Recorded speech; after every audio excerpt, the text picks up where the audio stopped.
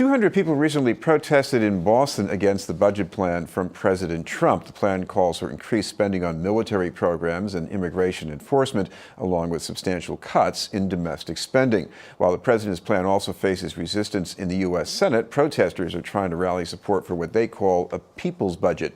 To tell us about that plan is a member of the People's Budget Campaign and a program staff member with the American Friends Service Committee, Paul Shannon. Thank you very much for being with us, Paul. Thank you, Chris. Appreciate it. There have been these struggles over the budget in past years, even when Obama was the president and Republicans were advancing different ideas. Talk about what's different right now with Trump in the White House.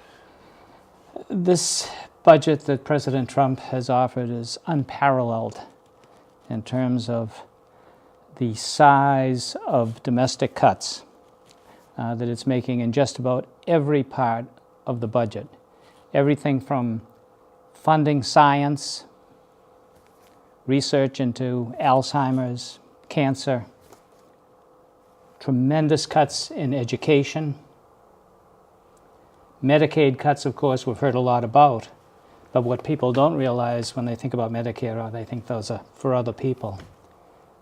What they don't realize is these are cuts in the programs that allow families, when their elderly parents are beyond ability to stay at home, to go into a nursing home. People are used to having that option.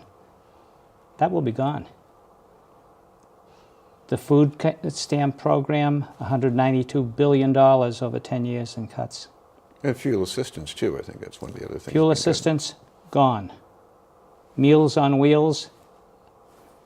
What the president decided to do was take the money from Meals on Wheels for the elderly and low income and move it into that $54 billion a year increase for the Pentagon. The same with many of these other programs. Science funding to the Pentagon. Housing support for affordable housing to the Pentagon. Some of it, however, goes to build the wall on the border of Mexico. So those are the two programs that are going to be really beefed up.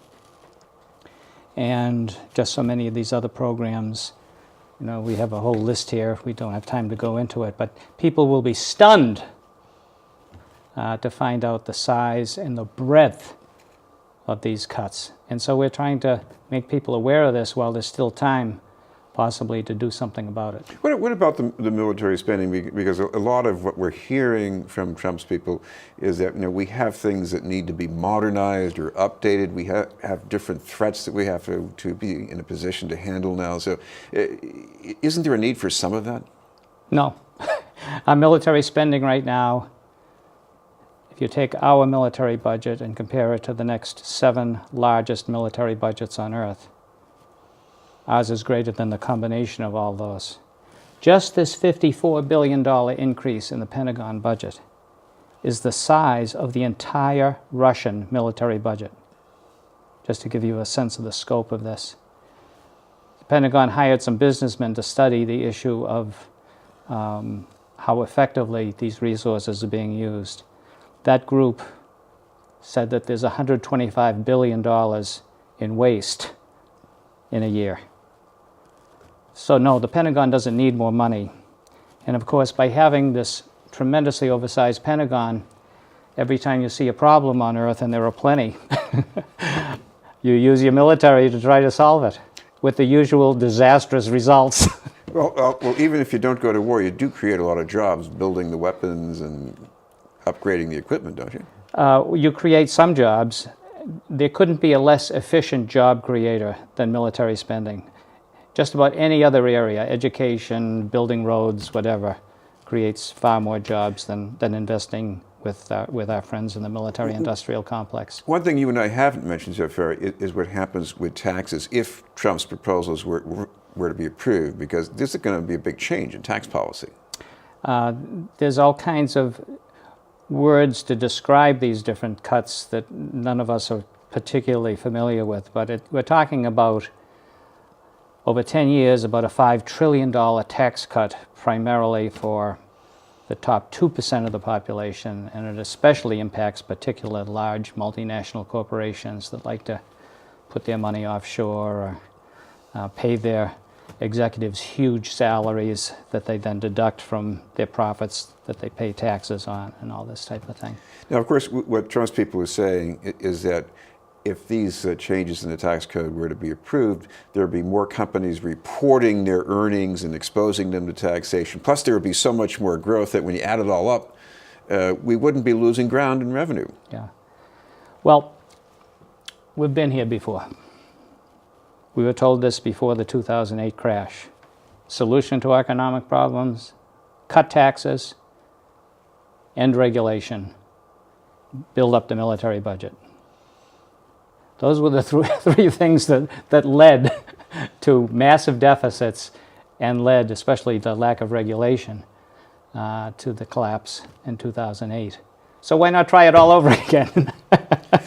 Well, this has been on news, and we're talking with Paul Shannon from the People's Budget Campaign. Paul, I want to switch to the budget that you're actually asking for people to support. The People's Budget, and this is the plan that's advanced by the Progressive Caucus in Congress.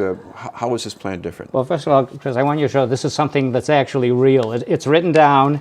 It's been vetted by the Congressional Budget Office, as opposed to these other budgets that emerge from Washington. The People's Budget, in Congress, there's a group of people called the Congressional Progressive Caucus. It's a large caucus of members in the House. And each year they write up an alternative budget that they and those of us who basically support their orientation on what the country needs are fully detailed. Numbers are assigned to these different parts of the budget. It covers every part of the budget from, for instance, with taxes, it gets away with these funny tax breaks that people have had for decades now, and that have led to some of the tremendous inequality we see in the society. It's one of the contributing factors. Corporations now pay 9% of all federal income tax, whereas before it was anywhere from 15 to 20%. So in taxes, there's tremendous tax reform here. We don't have time, obviously, to go through the specific ones. In job creation, there is a $2 trillion investment over 10 years in building a new energy infrastructure based on renewables, something our government, even under Obama, never went to that level.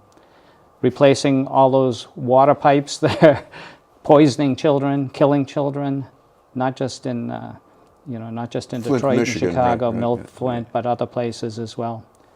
Expanding internet service for people in outlying areas.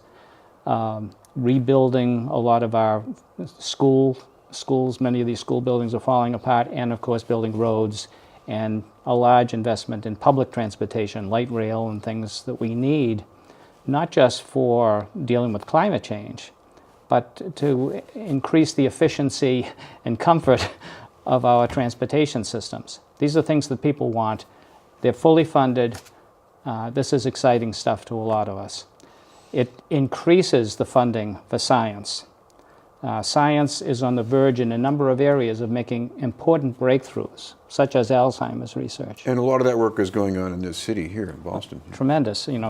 This budget of Trump will nail Massachusetts, but it'll nail everyone. It'll nail those coal miners because the safety boards that regulate coal are going to be defunded. So every state will be hurt, but certainly Massachusetts. Remember, Massachusetts gets 25% of our state budget from the federal budget. And so just look at we're screaming now about budget deficits in Massachusetts. This is really very, very serious stuff. One thing on the fringe of the budget maybe is about jobs, and especially you mentioned the coal mining jobs. The Trump administration has, at least under its watch, done things that have led to an increase in coal mining jobs, maybe just a few thousand so far. And of course, you heard his speech about drawing out of the Paris Accords that, this is about jobs, and by pulling out, we're going to have more jobs in this country. So what do progressives say to that? Well, first of all, the reason that coal mining jobs have gone down is not because of the climate issue. It's because of the cheaper natural gas that's been available over the last 10 years. That has totally wiped out the coal mining business. But coal is deadly in terms of climate change. There's no doubt about it. But they're not going to be able to bring back that industry. That's just the reality. And so what the people's budget does is, instead of pretending that they're going to rebuild the coal industry, it provides funding for transitional assistance for all these families of coal miners as these other jobs kick in that people can be retrained for. The Trump budget decimates job training, and there's going to have to be a lot of that going on.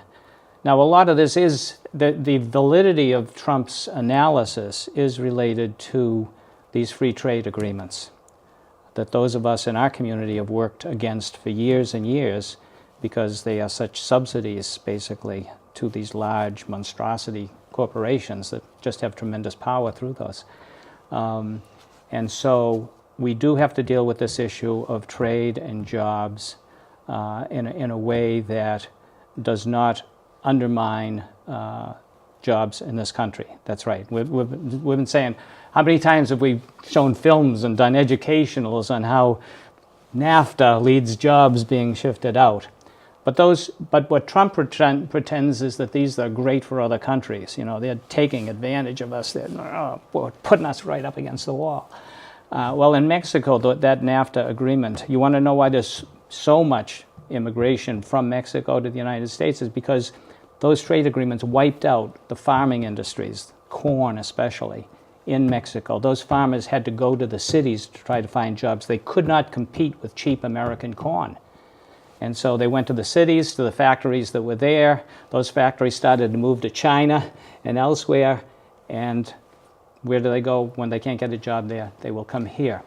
And we can see how hard they work when they are here, as they're fixing our roofs and rebuilding our homes and all these types of things. Finally, I want to ask you about how this People's Budget campaign is going, because you had 200 people at this event recently. What was the mood like this time? The mood is very serious. The people at the rally realize how fundamentally dangerous Trump's budget is. What they don't know, however, is very much about the people's budget. We're used to saying, oh, we should have more housing, we should have this, that.